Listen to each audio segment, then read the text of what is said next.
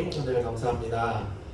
오늘도 주님께 예배 올려드립니다. 예배를 기뻐 받아주시고 하나님의 사랑을 경험하는 시간 되게 하여 주옵소서. 여러분 수련회 준비하는 중에 있습니다. 수련회 사모할 수 있게 하시고 많은 가지원들이 그곳에서 주님의 은혜를 누리게 하여 주옵소서. 기말고사 중에 있습니다. 지치지 않게 하시고 영육간의 강건함 허락하여 주옵소서. 감사함의 예수님 이름으로 기도합니다. 아멘. 반갑습니다. 네. 아픈 사람 없죠? 저 기말고사 또 준비하고 있는데 잘 준비하시길 바랍니다. 오늘 또 간증이 있습니다. 간증 분이 나와서 세마당 간증 해주시길 바랍니다.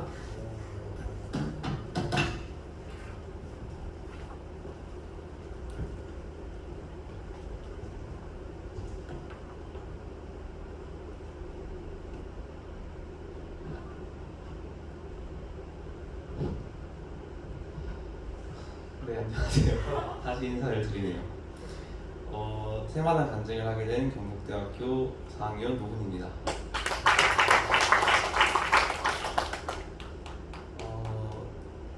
세마당 8걸음은 나만 장군과 선지자 엘리사에 대한 내용을 다루고 있습니다. 여기서 저는 오늘 어린 여종과 나만의 모습을 통해 제가 받은 은혜를 나누고자 합니다. 우리가 나만 사건을 이야기하면 엘리사를 통해서 하나님을 믿게 된 것에 집중하는데 성경을 보면 사실 전도의 시작은 그 여종에서부터였습니다. 그러니까 하나님은 그 아이를 전도의 통로로 사용하신 겁니다. 어린아이 입장에서 봤을 때 억지로 끌려갔던 곳인데 그러나 담대하게 자신의 주인에게 엘리사를 추천했고 그렇게 나아만이 구원을 받은 모습을 보면서 선교사님과 이야기를 할 때 이게 상황에 의한 전도다라는 것을 배웠습니다. 저는 그동안 전도라고 하면 제가 어디 가서 무엇인가를 해야 된다고 생각을 했어요. 그래서 그걸 할 용기가 없고 그걸 못하면 전도를 못한다고 생각을 했고 그렇게 살아왔는데 이 걸음을 걸으면서 그것만이 전도가 아님을 느낄 수 있었습니다. 그래서 나의 주어진 자리에서 하나님 보시기에 옳은 대로 행하며 살아가는 그 삶 자체가 다른 사람이 보았을 때 나의 모습을 보고 하나님을 알아갈 수도 있고 또 하나님이 나를 전도의 통로로 사용하실 수도 있다는 것을 깨달을 수 있었습니다. 그러면서 세상에 빛과 소금이 그런 본문이랑 되게 매칭이 됐었어요. 다음으로 나만의 모습을 통해 또 제가 은혜를 받았는데 엘리사가 하라 했고 하나님이 하신 거긴 하지만 결국에는 나만이 순종했기에 모든 것이 이루어졌다고 저는 생각을 합니다. 당시에 여종이 추천을 했다고 했는데 그 당시 시대를 보면 종이 그렇게 할 수 있는 그런 시대가 아니에요. 거기다 여자인데 그렇게 말하면 어딜 종이 나한테 조언을 약간 이런 스탠스를 취해야 되는데도 나아만은 그걸 듣고 이스라엘로 갔고 엘리사가 여기서 씻어라 화를 냈지만 거기서 또 종들이 그 나아만을 한 번 더 회유했다고 나오거든요. 근데 그걸 또 들었어요 나아만이. 근데 그 모습이 옛날에는 그냥 쓱 지나갔는데 그 시대적 배경이나 이런 거를 알고 보니까 되게 있을 수 없는 일이다라는 생각이 들 정도로 신기했거든요. 그래서 그런 순종의 결과가 결국엔 육체의 회복이자 그 나아만 가정의 구원으로 연결되는 것을 성경을 통해서 배울 수 있었습니다. 저는 나아만과 달리 기독교인이긴 하지만 최소한 순종의 영역에 있어서는 나아만을 본받을 필요가 있다고 느꼈습니다. 왜냐하면 살아가면서 이해되지 않을 때가 참 많은데 그럴 때마다 순종하지 못하는 경우가 저는 참 많아서 그럴 때도 그저 순종하는 마음을 가져야 되겠구나라는 걸 느낄 수 있었고 그럴 때 내가 알지 못하던 하나님의 일하심을 경험하게 되겠구나를 느낄 수 있었습니다.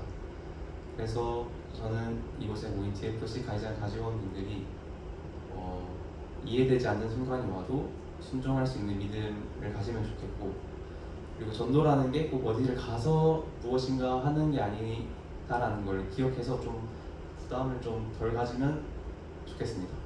네, 이상입니다.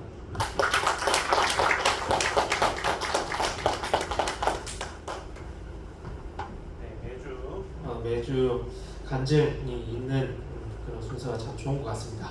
여러분들도 마당교제 열심히 하셔가지고 꼭 간증하실 수 있길 바래요. 아시겠죠? 네. 오늘 말씀 한번 보실까요? 말라기입니다. 말라기 1장 1에서 5절 말씀 보시겠습니다. 말라기 1장 1절에서 5절까지 보시겠습니다. 말라기는 어디에 있죠? 구약 맨 마지막이죠. 그렇죠? 못 찾지 마시고 말라기 1장 1에서 5절 교독하시겠습니다. 한 절씩 교독하도록 할게요. 여호와께서 말라기를 통하여 이스라엘에게 말씀하신 경고라. 여호와께서 이르시되 내가 너희를 사랑하였노라. 너희는 이르기를 주께서 어떻게 우리를 사랑하셨나이까 하는도다.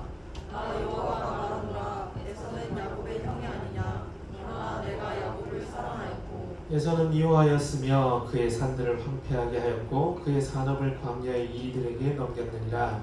에돔은 말하기를 우리가 무너뜨림을 당하였으나 황폐의 곳을 다시 쌓으리라 하거니와 나 만군의 여호와는 이르노라. 그들은 쌓을지라도 나는 헐리라. 사람들이 그들을 일컬어 악한 지역이라 할 것이요 여호와의 영원한 진노를 받은 백성이라 할 것이며 함께 읽겠습니다. 너희는 눈으로 보고 이르기를 여호와께서는 이스라엘 지역 밖에서도 크시라 하시나. 아멘. 여러분 말라기 말씀 한번 살펴볼게요. 여러분 말라기라는 선지자 이름의 뜻은 사자 이런 뜻입니다. 나의 사자, 메신저라는 의미이고요. 사자가 뭡니까? 왕에게 전권을 위임받아서 파견되는 사람을 가리키는 거잖아요. 그러니까 말라기는 전권을 위임받은 사자라는 의미라는 좋은 이름을 가지고 있다라고 볼 수 있겠습니다. 여러분 말라기 선지자가 활동했던 시기가 언제냐 하니까 느헤미야가 활동했던 시기와 겹칩니다. 느헤미야가 활동했던 시기와 말라기의 활동 시기가 겹치거든요. 느헤미야는 바벨론 포로로 끌려갔던 이스라엘 공동체가 예루살렘으로 귀환했을 때 성벽 재건을 주도했던 지도자입니다. 여러분 그 구약 시대에는 크게 두 가지 이제 끌려갔다가 돌아오는 역사가 있잖아요. 첫 번째가 이제 출애굽 이야기, 그리고 두 번째가 구약 마지막 쪽에 가서 출바벨론 이야기라고 볼 수 있겠는데 지금은 출애굽 이야기가 아니라 언제 이야기라고? 출바벨론의 이야기입니다. 바벨론의 남유다와 북이스라엘이 망하고 나서 바벨론으로 포로로 끌려가잖아요. 그렇죠? 그러고 나서 돌아온 다음에 이야기인 거예요. 말라기 선지자는 느헤미야가 시도한 종교적 회복 운동이 일어나는 시기에 하나님의 선지자로 부름을 받았습니다. 포로 귀환을 한 이 이스라엘 공동체는 그 주변에 이제 사마리아인들이 살고 있었는데 사마리아인들의 공격에도 불구하고 한 몸으로 똘똘 뭉쳐서 성전까지 지었습니다. 이걸 가리켜서 이제 2차 성전, 스룹바벨 성전이라고 이야기를 하는데 성경에 제일 먼저 등장하는 성경은 솔로몬 성전이죠. 그렇죠? 솔로몬 성전, 그 다음에 그게 이제 무너지고 난 다음에 스룹바벨 성전, 그 다음에 신약에 등장하는 헤롯 성전, 이렇게 세 가지가 있는 것을 알 수가 있어요. 그리고 여러분 느헤미야와 함께 이제 아까 성벽 재건했다 그랬잖아. 성벽을 며칠 만에 재건했을까요? 혹시 이거 아는 사람? 응? 성벽을 재건을 했다고 며칠 만에 했을까? 52일 만에. 52일 만에 성벽을 재건하는 역사까지도 이루게 됩니다. 여러분 성전이 완공되고 그리고 성벽도 완공되고 난 다음에 이스라엘이 기뻤을까요? 슬펐을까? 기뻤겠지. 맞지? 무너져 있는 것들을 다시 세웠으니까 기뻤단 말이야. 국가적인 독립이나 물질적 번영을 기대하면서 그냥 감격적인 예배를 드렸단 말이에요. 이스라엘은 하나님께서 세우실 메시아적 왕국이 올 것이다 라는 기대를 잔뜩 품고 있었습니다. 하지만 이 포로 귀환 공동체는 기대와는 달리 현실이 굉장히 암울했습니다. 왜냐하면 성전 완공 후에 상당 시간이 지났음에도 불구하고 이스라엘 백성에게 이스라엘 그 상황은 별로 나아진 것이 없었기 때문에 그랬습니다. 정치적으로 아주 지극히 작은 부분만 자치권이 보장이 됐어요. 그리고 군사적으로는 주변 강대국들로부터 항상 위협에 노출되어 있었습니다. 그래서 언제 이 사람들이 쳐들어올지 몰라서 두려움에 떨고 살고 있었다라는 거죠. 농사 잘 안 됐어. 농경지가 황폐했고 국가적인 시설이 부족했기 때문에 경제적 부흥을 꿈도 꿀 수가 없었습니다. 게다가 계속되는 가뭄과 병충해로 먹을 것조차 부족해지게 됐죠. 지금까지 출바벨론 하면서도 너무 힘들었는데, 그리고 성전 짓고 성벽 짓고 하면서 나의 것들을 또 헌금도 하고 했을 거 아니에요, 그렇죠? 이렇게까지 많이 했는데 여전히 힘든 거야. 나아질 기미가 없는 거야. 성전을 짓고 성벽을 짓고 하나님께 우리를 또 살려주십시오. 우리에게 또 하나님께서 큰 부흥을 허락하신 하나님을 막 찬양을 했단 말이야. 근데 시간이 지났는데 별로 큰 변화가 없는 거죠. 그럼 여러분 어떻게 될 것 같습니까? 하나님을 향한 마음이 커질까요? 작아질까요? 작아지겠죠. 하나님을 찬양하는 마음이 많이 생길까? 하나님께 조금 의심과 실망하는 마음이 좀 더 생길까? 후자의 경우가 되는 거죠. 이런 상황에 이스라엘 처해 있으니까 하나님에 대한 소망도 점점 식어가기 시작했습니다. 하나님께서 이스라엘 왕국을 영광스럽게 재건하실 것이다 라는 소망이 점점 사라져 갔죠. 그렇게 되니까 이스라엘 전체에 믿음에 대한 회의주의가 퍼져나가기 시작했습니다. 하나님을 향한 시니컬한 마음이 생기게 됐죠. 믿음이 통째로 흔들리기 시작했다라는 겁니다. 기대가 너무 컸기 때문에, 그렇죠? 기대와 소망이 너무 컸기 때문에 실망도 컸던 것 같습니다. 이스라엘이 하나님께 가졌던 큰 기대가 실망과 회의로 바뀌게 된 거죠. 말라기 선지자가 이 시점에서 사역을 시작한 겁니다. 하나님의 말씀을 선포했던 거죠. 여러분, 오늘날 우리도 이런 경험을 할 때가 있어 보입니다. 여러분 어때요? DFC 열심히 하고 있는데 내 삶은 별로 나아지는 것 같지가 않아. 어때요? 뭔가 좀 기뻐지고 소망이 생기고 희망이 생겨야 되는데 별로 그런 것 같지 않아. DFC와 교회와 학교에서 누구보다 열심히 하고 있는데 내 상황은 여전히 그냥 그대로인 것 같은, 아니면 오히려 더 안 좋아지는 것 같은 상황에 처한다면 너무 힘들지 않겠습니까? 여러분 어때요? 제가 선교사 2010년부터 했으니까 17년 차가 얘들아. 17년째 이제 선교사를 하고 있는데 상황이 계속 꼬꾸라진다고 한번 생각해봐. 17년 동안 2010년부터 지금까지 상황이 계속 꼬꾸라져. 너 미칠 것 같은데 상상만 해도. 어떨 것 같습니다. 애 결혼해가지고 막 애도 낳고 이렇게 사는데 계속 안 좋아. 막 애 아프고 막 집 막 이상하고 이러면 너무 힘들 것 같거든요. 가정 형편은 별로 나아지지 않고 취직은 될 기미가 없고 그런 상황 가운데 있으면 의심이 올라올 것 같기는 합니다. 신앙생활 하는 것보다 세상을 즐기면서 사는 것이 더 좋아 보일 수 있다는 이야기죠. 하지만 여기에서 말라기 선지자는 크신 하나님을 계속 바라봐야 한다라고 선포합니다. 여러분 꼭 그런 상황 가운데서도 하나님 꼭 붙드실 수 있기를 바랍니다. 아시겠죠? 하나님을 향한 믿음을 버려서는 안 된다라고 말라기가 외치고 있어요. 말라기는 이런 믿음의 회의에 빠진 이스라엘을 향한 경고의 말씀을 1장 1절에 딱 전합니다. 1장 1절에 뭐라 그래요? 같이 읽읍시다. 1장 1절 말라기 1장 1절 같이 읽읍시다. 시작. 여호와께서 말라기를 통하여 이스라엘에게 말씀하신 경고라. 말라기 오늘 본문 처음 읽어본 사람도 있지? 어때? 여러분 하나님 입장에서 이스라엘을 바라보면 어떤 생각이 들 것 같습니까? 제가 앞에서 이야기했던 건 이제 이스라엘 쪽 입장이고 하나님 쪽 입장도 들어봐야 될 거 아니야? 안 그래요? 하나님 입장도 들어봐야 되잖아. 불순종 가운데 있는 이스라엘에게 하나님께서 많은 선지자들을 보냈습니다. 회개해라, 돌아와라 라고 외쳤습니다. 근데 돌아왔을까 안 돌아왔을까? 잘 안 돌아왔어요. 그렇게 돼서 북이스라엘과 남유다가 멸망하는 것을 경험하게 되는데 하나님께서 너희 망해라 라고 하면서 버린 게 아니라 예레미야 선지자에게 분명히 말씀하셨습니다. 몇 년 뒤에 다시 돌아오게 하겠다고. 몇 년일까? 70년입니다. 여러분 출애굽은 400년 만에 한 거고요. 출바벨론은 70년 만에 한 겁니다. 70년 뒤에 내가 너희를 다시 돌아오게 할 테니까 지금 일단 벌 받아라. 이렇게 말씀하신 거거든요. 포로 기간 동안에도 이스라엘이 망하게 하지 않으시고 계속해서 지켜주신 분이 하나님이셨습니다. 70년이라는 시간이 다 차고 난 뒤에 어떻게 된 겁니까? 지금 그 약속을 지키신 거예요. 70년 뒤에 이스라엘이 출바벨론을 하게 됐고 다시 예루살렘에 와서 성전도 다시 짓고 성벽도 개건하고 살아가고 있는 거거든요. 포로 귀환 후에도 하나님께서는 에스라나 느헤미야 같은 종들을 보내셔서 이스라엘이 내적으로 외적으로 세워질 수 있도록 많이 도와주셨습니다. 하나님이 이스라엘을 버렸다거나 힘든 일을 겪게 하면서 하나님께서 키득키득 꽃이다 이렇게 하신 게 아니라 그것을 즐기신 게 아니다라는 거죠. 하나님께서는 이스라엘에게 자신의 사자 말라기를 통해 엄중한 경고의 말씀을 선포하십니다. 아까 1장 1절 읽었잖아. 경고라고 이야기했단 말이야. 경고라고 이야기했는데 2절 보니까 하나님께서 이스라엘에게 뭐라고 말씀하셨다 그래요? 내가 너희를 어떻게 했다고? 사랑했었노라고 말씀하십니다.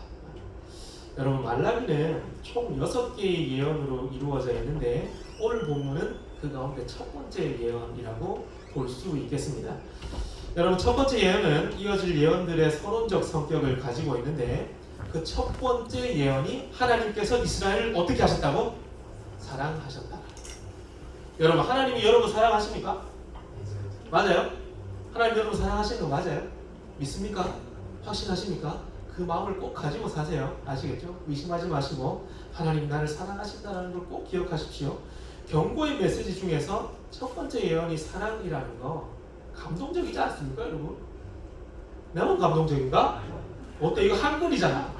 영어로 쓰였습니까? 히브리어입니까 지금? 감동적이어야 된다 얘들아. 지금 시험에만 꽂혀 있어가지고 마음이 되게 강팍할 수 있는데 얘들아 하나님 말씀 보면서 그런 걸 느껴야 돼. 내가 너희를 사랑했대. 하나님이 사랑한다고 말씀하시잖아. 얼마나 감동적이야. 하품이라도 한번 할까? 눈물 좀 흘리게. 어때? 여러분 근데 하나님께서 말씀하시잖아. 이스라엘 내가 너희를 사랑한다 라고 이야기하는데 이스라엘 대답이 뭡니까? 뭐라 그래요? 주께서 어떻게 우리를 사랑하셨나이까? 야 이거 미친 거 아니야? 어때요? 하나님이 내가 너희를 사랑했다라고 이야기하는데 이스라엘이 이렇게 대답하는 거야. 언제 사랑했는데? 주께서 어떻게 우리를 사랑하셨나이까? 라고 이야기를 합니다. 아까 앞에서 봤죠? 이스라엘 백성들 너무 힘들어. 마음이 너무 힘드니까 믿음도 흔들리고 회의주의에 빠졌어. 회의감에 빠져가지고 그 사랑한다라는 말이 귀에 안 들어오는 거지. 하나님 사랑한다라고 했으면 나아지게 해줘야 되는 거 아니에요? 좀 더 좋아지게 해줘야 되는 거 아니에요? 이렇게 이야기하는 거지. 이것은 여러분 임신이 불가능한 상태가 된 사라에게 하나님께서 아들 주시겠다라고 하시니까 피식 웃었거든. 그래서 이삭의 이름의 뜻이 웃는 자, 웃음이라는 뜻을 가지고 있단 말이에요. 그러니까 지금 이스라엘 내가 너희를 사랑했다? 피식 웃으면서 뭐라고요? 진짜요? 이렇게 하고 있는 겁니다. 여러분 이거 봤을 때 사실 이거 도발입니다. 하나님을 향한 도발이야. 하나님을 향한 그 경외심을 잃어버린 정말 시니컬하고 회의적인 도발인 거죠. 이 회의적인 반응을 하고 있는 하나님께서 이스라엘에게 또 대답하십니다. 말라기 1장 2절 하반절에서 3절 보시면 에서는 야곱의 형이 아니냐? 그러나 내가 야곱을 사랑하였고 에서는 미워하였으며 그의 산들을 황폐하게 하였고 그의 산업을 광야의 이리들에게 넘겼느니라고 합니다. 여러분 이스라엘을 향한 하나님의 사랑의 표현이 뭐냐 하니까 내가 너희를 선택했다는 내가 너희를 선택했다라고 이야기를 하거든. 에서가 아니라 야곱의 이름이 나중에 바뀌잖아. 이스라엘로 맞죠? 나는 에서를 선택한 게 아니라 야곱 너희 이스라엘을 선택했다. 이게 나의 사랑의 표현이다. 이게 내 사랑의 표시다라고 이야기를 해요. 미워하고 사랑했다, 감정적으로 미워했다 이런 뜻이 아니죠. 이게 언약 관계에 대한 이야기를 하는 겁니다. 내가 너희를 선택했다. 내가 너희를 약속했으니까 이 약속 절대 변하지 않을 거다. 이 사랑 절대 변하지 않을 거다라고 이야기를 하죠. 이 회의적인 도발을 하고 있는 이스라엘에게 하나님께서 선택적 사랑에 대한 이야기를 하고 있습니다. 여러분, 하나님께서 우리를 선택하셨습니다. 주의 백성으로. 그렇죠? 사랑하시겠다 작정하셨습니다. 사랑하시겠다 하는데 너 거부할 거가? 그런 표정으로 있으면 안 돼. 얘들아, 그런 표정으로 있으면 안 돼. 하나님 사랑하셨대 우리를. 웃어 지금 빨리. 웃어야 돼. 하나님이 우리를 사랑하셨대. 선택이래. 선택이라고 말씀하시는 거야. 그 선택, 우리가 선택받을 이유 없어요. 그냥 하나님께서 주권적으로 선택하신 겁니다. 우리에게 이유가 있는 것이 아니다라는 거죠. 하나님의 크신 사랑을 우리가 감사하며 받아들여야 될 겁니다. 여러분, 오늘 본문 보면서 우리가 한 3가지 정도 생각해 볼 수 있는데요. 첫 번째 우리가 생각할 수 있는 건 뭐냐면, 하나님은 아무런 조건 없이 우리를 사랑하신다는 겁니다. 아멘이십니까? 하나님은 아무 조건 없이 우리를 사랑하십니다. 이 회의주의적이고 이 시니컬한 이 인간들에게 하나님 너희를 사랑하신다고 말씀하십니다. 여러분, 이 사랑 무조건적인 사랑입니다. 우리한테 뭐가 있어서 그런 게 아닙니다. 무조건적인 사랑입니다. 이스라엘에게는 선택을 받을 수 있는 이유가 아무것도 없었거든요. 이거는 한번 찾아봅시다. 신명기 7장 한번 찾아봅시다. 신명기 7장 7에서 8절 같이 한번 읽어봅시다. 신명기 7장 7절부터 8절 찾았습니까? 같이 한번 읽어볼까요? 시작. 여호와께서 너희를 기뻐하시고 너희를 택하심은 너희가 다른 민족보다 수요가 많기 때문이 아니니라. 너희는 오히려 모든 민족 중에 가장 적으니라. 여호와께서 다만 너희를 사랑하심으로 말미암아 또는 너희 조상들에게 하신 맹세를 지키려 하심으로 말미암아 자기의 권능의 손으로 너희를 인도하여 내시되 너희를 그 종 되었던 집에서 애굽왕 바로의 손에서 속량하셨나니. 아멘. 여러분 어때요? 하나님께서 이스라엘을 기뻐하시고 택하신 이유는 이스라엘이 큰 민족이라서가 아니다고 하십니다. 오히려 너희는 가장 적은 민족이었다라고 이야기를 하잖아요. 그렇죠? 하나님께서 이스라엘을 택하신 이유는 하나님 쪽에서 사랑하셨기 때문에 그렇습니다. 하나님 쪽에서 사랑하셨기 때문이고 조상들과 했던 그 약속을 지키기 위함이다라고 하시잖아요. 그렇죠? 다시 한번 말씀드립니다. 여기 이 자리에 앉아있는 우리 선교사님들과 가지장 가지원들은 하나님의 택하신 백성입니다. 하나님의 그 크신 사랑을 받은 사람입니다. 그래서 얘들아, 사랑받은 사람처럼 살자. 밝고 행복하게, 소망 가득하게, 시니컬하게 살지 말고 눈 이렇게 있지 말고, 옆으로 째지 말고, 위로 올라가 있지 말고, 입꼬리 밑으로 처져 있지 말고. 아시겠어요? 사랑받는 사람처럼 살자고. 아시겠습니까? 여러분, 점점 사랑과 소망이 메말라가는 것 같아요. 학교에서부터, 어릴 적부터, 그리고 직장까지 사랑보다는 경쟁 속에서 살아가잖아요. 안 그렇습니까? 어른이 되면 경쟁이 더 심합니다. 생활의 염려, 가족 걱정, 자녀 걱정 끊이지가 않습니다. 근데 이런 세상 속에서 하나님께서 우리를 선택하셨다라고 하는 이 사랑의 선언은 우리에게 살아갈 힘을 줍니다. 살아갈 수 있는 소망을 준다라는 거죠. 에서와 야곱 모두 문제 있는 사람이었어요. 에서는 탐욕스러운 사람이었고, 그리고 굉장히 지금 표현으로 하면 극단적 태토지. 얘는 엄청난 태토였어요. 근데 야곱은 좀 사짜 기질이 많습니다. 사기꾼 기질이 타고난 사람이었죠. 근데 하나님께서는 야곱을 선택하셨고 자신의 백성으로 삼으셨습니다. 이 선택에는 아무런 조건이 없다는 거죠. 하나님의 선택에 조건이 있다면 그것은 그냥 하나님의 사랑밖에 없다는 이야기입니다. 여러분, 하나님의 사랑이 우리를 이 빡빡한 세상 속에서 살아갈 수 있게 하는 힘을 줄 겁니다. 우리는 무조건적인 하나님의 사랑에 소망을 발견하며 살아갈 수 있을 겁니다. 아시겠죠? 네, 두 번째 한번 볼까? 두 번째는 하나님은 우리가 하나님의 사랑을 의심해도 사랑하신다는 겁니다. 어때요? 우리가 하나님의 사랑을 의심해도 하나님은 우리를 사랑하십니다. 이스라엘은 앞에서 보셨죠? 하나님께서 내가 너희를 사랑하였노라는 말씀에 주께서 어떻게 우리를 사랑하셨나이까? 라는 아주 도발적인 대답을 합니다. 제가 총괄이장 지수에게 이야기합니다. 지수야, 정말 고생했다. 수고 많았다 했어요. 지수가 대답합니다. 선교사님이 뭘 하신다고 나한테 그런 말을 합니까? 죽일까요? 어떡하지? 상상만 해도 너무 열받는데? 어때요? 지금 이거 하고 있는 거거든요. 이스라엘 백성들이. 야, 이런 거 당하면 이불킥 할 것 같아요. 계속 생각날 것 같아. 나중에 한번 불러서 작사를 내야 되겠다. 요즘 뭐 넷플릭스에 참교육 뭐 이거 떴던데 아주 참교육 많이 하던데 여러분 지금 이스라엘이 하나님께 그런 아주 도발적인 자세를 취하고 있거든요. 하나님께서 주께서 어떻게 우리를 사랑하셨나이까 라는 이 대답을 들으시고도 하나님께서는 나는 야곱의 자손 너희를 택했고 사랑한다 라고 말씀하시잖아요. 하나님은 선택받은 백성을 버리지 않으시고 끝까지 사랑하십니다. 선택받은 백성에게 가슴 아픈 징계가 있을 수는 있습니다. 여러분 우리가 인생 살면서 어떻게 100% 모든 인생이 행복할 수만 있습니까? 다 계산되는 일만 일어납니까? 여러분 어때요? 옛날에 내 가지원 중에 그런 이야기 했어. 전역하고 나서 한 1년 정도 쓰다 보더니 걔가 군대 가기 전에 나한테 계획을 말해줬거든. 제가 이렇게 살 거예요 이렇게 살 거예요. 거의 한 10년치 계획을 짠 것 같아. 쫙 이렇게 했어. 그리고 군대 갔다 와서 1년 살아봤어. 안 되거든. 그때 저한테 고백했어요. 이 계획이 아무 쓸모 없는 것 같아요. 안 되는 것 같아요. 이런 고백을 했던 기억이 납니다.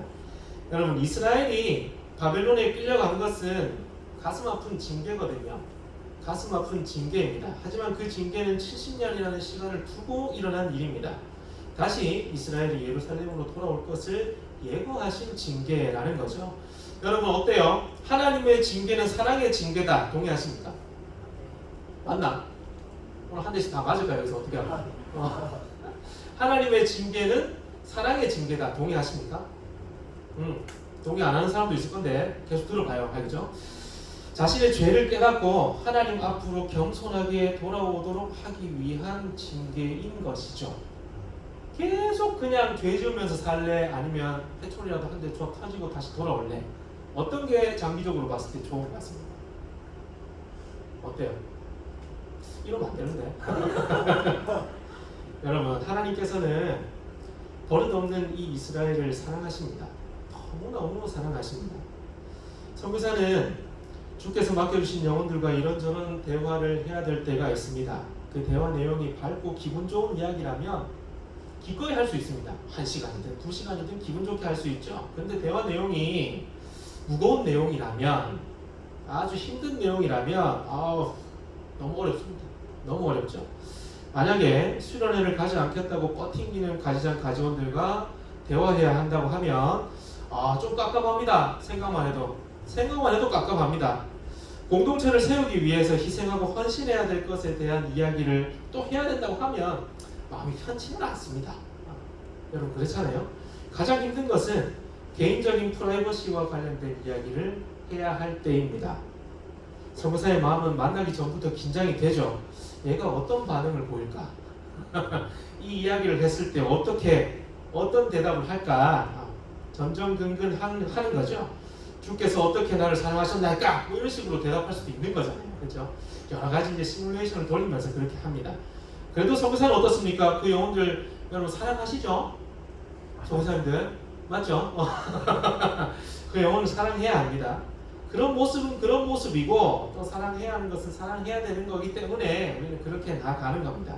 그 상황은 상황이고 사람은 사람이기 때문에 사랑해야 하는 것이죠. 여러분 다시 말씀드립니다. 하나님은 우리를 사랑하지 않는다고 의심하는 자들도 사랑하시는 분입니다. 그래서 하나님은 우리의 아버지이시죠. 유산을 미리 땡겨서 받은 아들이 재산을 탕진해서 돌아왔을 때 그 아버지는 아들을 위해서 어떻게 합니까? 분노의 매를 듭니까? 아니면 잔치를 베풉니까? 잔치를 베풀죠. 여전히 너는 내 아들이다 라는 이야기입니다. 탕자의 아버지의 이 마음과 하나님 아버지의 마음이 동일하지 않겠나 생각합니다. 이스라엘이 하나님은 우리를 사랑하지 않는다고 하지만 하나님은 그런 이스라엘을 변함없이 사랑하십니다. 사랑을 거부하고 엇나가려고 하는 이스라엘을 끝까지 사랑하시는 분이 우리 하나님이시다는 거죠. 여러분 우리도 가끔씩 하나님이 나를 사랑하실까 하는 의심을 할 때가 있습니다. 여러분 어때요? 어떻습니까? 생떼를 쓰기도 하죠. 하나님 진짜 나 사랑하는 거 맞습니까? 그럼 내 기도 왜 안 들어주는데요? 나는 왜 이렇게 맨날 멍청하고 나는 맨날 왜 이렇게 비참하게 살아가고 있습니까? 하나님 나 사랑하는 거 맞습니까? 소리칠 수도 있습니다. 여기서 잘못된 방향으로 계속 나아가면 진짜 하나님은 날 사랑하지 않는다라는 확신하는 단계까지 이르게 됩니다. 하지만 여러분, 아무리 상황이 극한 상황까지 간다고 해도 잊지 말아야 할 것은 하나님은 우리를 사랑하신다. 아무리 그런 상황이라고 해도 하나님은 우리를 사랑하신다는 사실입니다. 하나님께 불평과 불만의 마음을 가질 수는 있습니다. 하지만 그것이 하나님이 나를 사랑하지 않는다라는 확신까지 가서는 안 되겠죠. 그게 중심을 잘 잡고 사는 것이 참 중요합니다. 여러분, 하나님은 주께서 어떻게 우리를 사랑하셨나이까 라고 하는 이스라엘을 사랑하신다는 것을 기억하십시오. 도발하고 의심하고 시니컬한 그 백성들도 하나님은 사랑하신다는 것을 꼭 기억하십시다. 하나님을 원망하고 있는 사람이 있다면 지금 이 자리에 하나님을 향한 회의적인 마음과 시니컬한 마음이 계속해서 올라오고 있는 사람들이 있다면 지금 그 순간에도 하나님은 여러분을 사랑하신다는 것을 꼭 명심하시길 바랍니다. 자, 그리고 마지막 세 번째 봅시다. 결국 우리는 하나님의 사랑을 우리 눈으로 확인하게 될 것이다. 세 번째, 결국 우리는 하나님의 사랑을 우리 눈으로 확인하게 될 겁니다. 말라기 1장 5절 오늘 본문 한번 읽어볼까요? 말라기 1장 5절 같이 한번 읽어봅시다. 시작. 너희는 눈으로 보고 이르기를 여호와께서는 이스라엘 지역 밖에서도 크시다 하리라고 합니다. 오늘 본문 3에서 4절 보면 에돔을 철저하게 심판하시는 하나님이 등장합니다. 5절은 이스라엘이 하나님께서 에돔을 심판하시는 것을 목격하게 될 것임을 알려주는 건데요. 이스라엘과 비교할 수 없는 심판이 에돔에게 임하게 될 것입니다. 죄악으로 가득한 에돔의 심판을 보면서 이스라엘은 하나님의 큰 권능을 보게 될 것입니다. 자기들한테 뭐 아무것도 안 준다 그래서 하나님이 없다, 하나님의 능력이 없다라고 이야기할 수 있겠지만 에돔을 심판하시는 하나님의 그 크신 능력을 보면서 하나님이 이런 분이었구나 하는 것을 너희 눈으로 확인하게 될 것이라는 거거든요. 여러분 좀 어때요? 여러분의 부모님이 좀 작아 보이지 않습니까? 집에서 맨날 아버지 같은 경우에는 맨날 쪽팔려 누워 계시고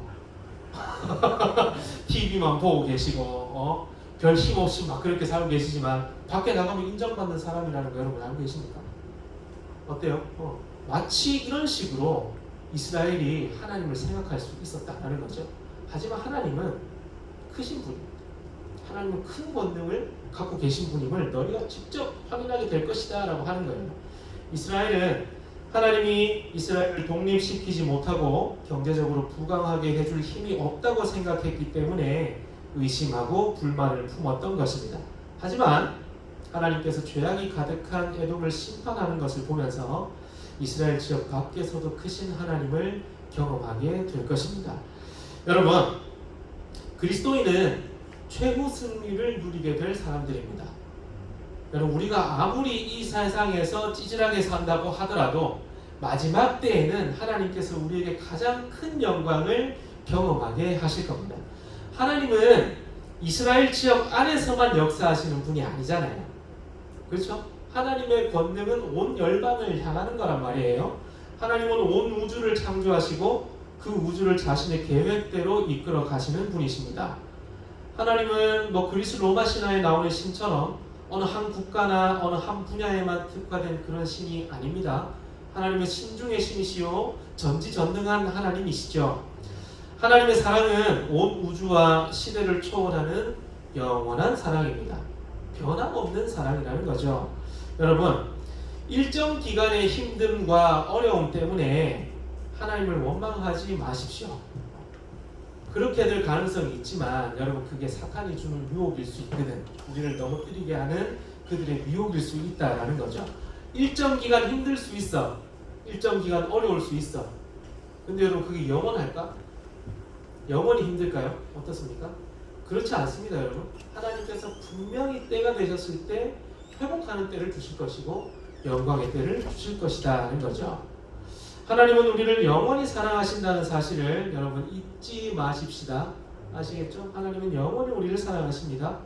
믿음을 지키며 살아가는 그리스도인은 결국에는 하나님의 변함없는 사랑을 경험하게 될 겁니다. 결국에는 무조건 하나님의 크신 사랑을 직접 경험하게 될 겁니다. 그래서 의심하지 마십시오. 불평불만 너무 많이 하지 마세요. 그 입으로 내뿜었던 거 다시 돌아온다? 그거 아프다 다시 맞으면. 아시겠죠? 입으로 내뱉었던 거 부메랑 돼서 다시 나한테 돌아오니까 그 진짜 아프거든. 조금만 해라. 그리고 잘못했어요. 꼭 해라. 아시겠죠? 하나님 잘못했어요. 용서해 주세요. 그거 꼭 하세요. 아시겠죠? 나중에 맞으면 진짜 아파. 그러면 안 돼. 하나님은 우리의 인생을 자신의 선하신 계획 안에서 인도해 가실 겁니다. 하나님의 사랑은 우리의 인생 전체를 통해서 드러나게 될 것이다. 무조건 경험하게 될 것이다. 기억하시면서 살아가시길 바랍니다. 말씀 맺을게요. 여러분 오늘 세 가지 이야기했습니다. 세 가지. 첫 번째, 하나님은 아무런 조건 없이 우리를 어떻게 하신다고? 미워하신다고? 사랑하신다. 그렇죠? 두 번째 뭡니까? 하나님은 우리가 하나님의 사랑을 의심해도 어떻게 하신다고? 사랑하십니다. 아시겠죠? 그리고 마지막, 결국 우리는 하나님의 사랑을 우리 눈으로 확인하게 될 것이다. 꼭 기억하시면서 또 한 주간 살아가시길 바랍니다. 기도 인도자 나와주세요.